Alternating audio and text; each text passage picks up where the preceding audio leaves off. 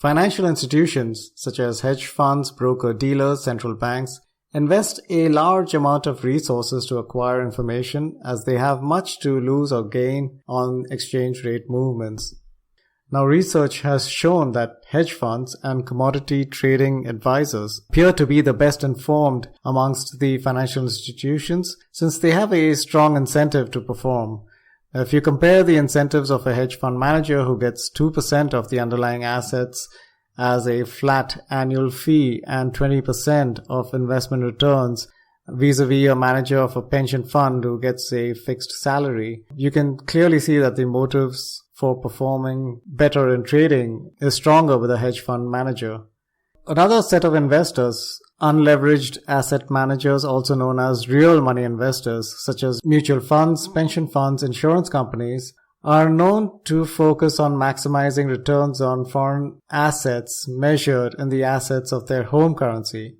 So typically, FX risk management may be hedged by deploying the 50% hedge strategy with a periodic reset.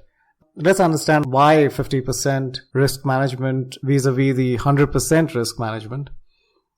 So the 50% risk management minimizes something called an embarrassment risk. Typically, the corporate foreign exchange manager faces the dilemma on whether to hedge or not 100%.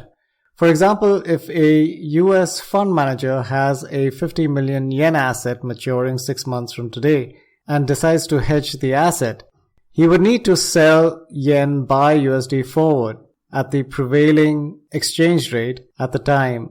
Let's assume it's 110 yen per dollar, and let's ignore forward points at this stage. So he hedges 100%. After 6 months, the dollar-yen rate moves from 110 to 105. He would have an extremely hard time convincing his managers that the hedge was a good one.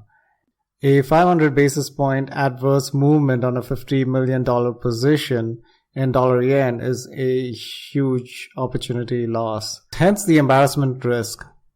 Now, if the fund manager had hedged only 50% of his $50 million position, he would hedge $25 million and the other $25 million would be in the money.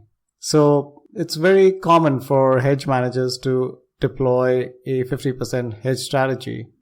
So that's the typical motive of the unleveraged asset manager.